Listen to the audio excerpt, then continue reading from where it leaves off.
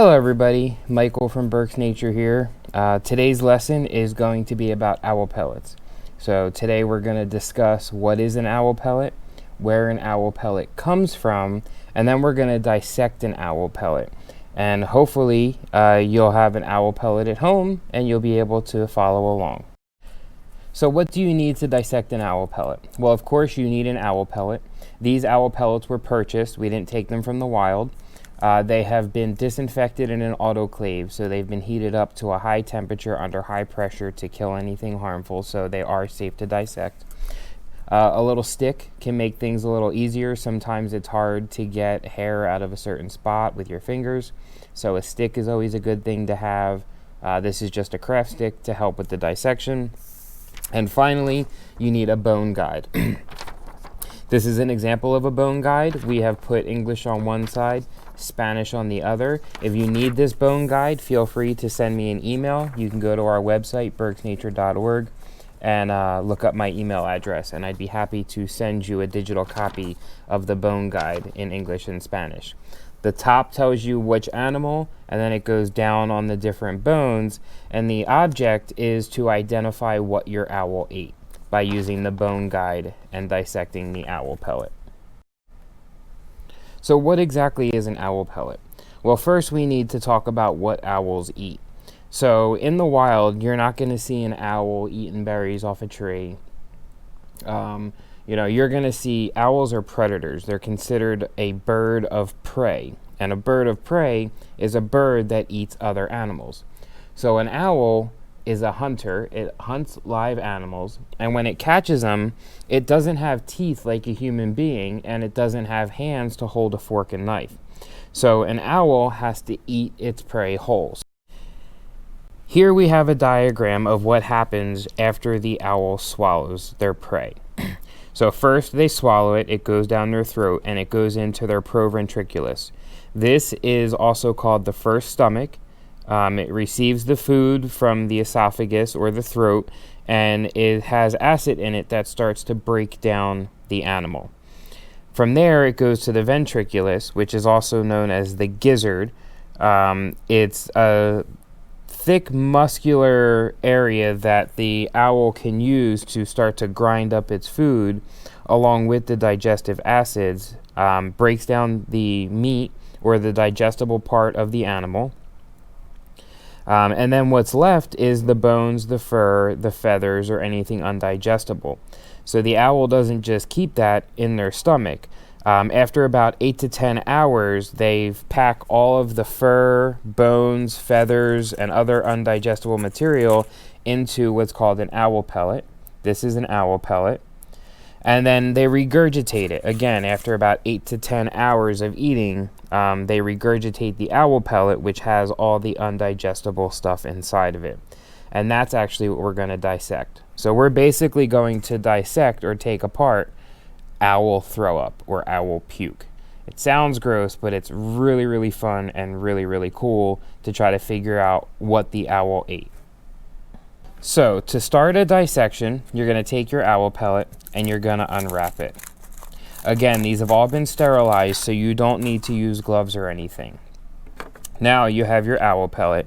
The easiest thing to do to start the dissection is to use your hands and just pull it apart gently down the middle. That will then start to show you where the different bones are.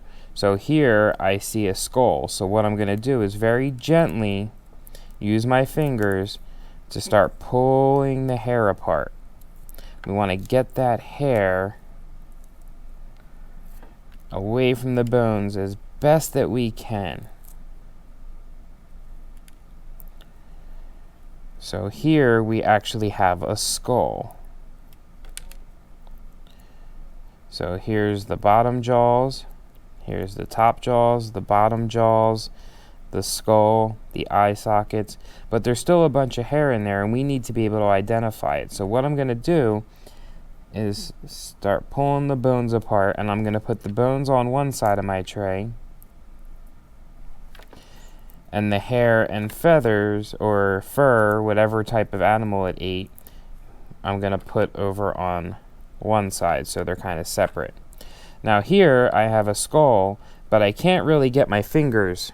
So that's where a stick comes in to be nice and helpful. So I can use the stick to help me start trying to get the hair out. You can use a stick, you can use tweezers, lots of little tools work for this. You just want to be careful to get the hair out and try not to break any of the bones. Now, it does happen many times, bones break, they're brittle. So now we have our skull, the top of the skull. You can see the big front teeth. You can see his back molars. Here's one of the bottom jaws. So here you can see the teeth. This is where it connects. And then here's the big front tooth on the bottom. And because the animal was digested, there's nothing holding the tooth in. So if you're really gentle, you can actually pull out an entire tooth. And then you can always put it back so that you have your bottom jaw completed again. So now I'm going to move on, and I'm just going to keep doing this. I'm going to take bones, set them aside, set them aside, and all the fur with no bones I'm going to put over here out of the way. So no more bones in that. So now I'm just going to little by little work my way through all of this hair, separating the bones from the fur. So we're going to fast forward a little bit here to the next part of the dissection. So now I have all the bones on one side, all the fur on the other side. Now you don't have to do this exactly the way I do it, but this tends to be the easiest way for me. So now that I have it separated, what I'm going to do is I'm going to throw out all the fur, and then I'm going to work with just my bones. Now that I've gotten rid of all the hair, fur, feathers, or whatever, so now I'm just left with the bones. So what I'm going to do is I'm going to spread out the bones so that I can see them all, and then I have my bone guide on this side. So now I'm going to look through bones, and I'm going to take a bone, and I'm going to try to match it to the picture. So that is a pelvic bone.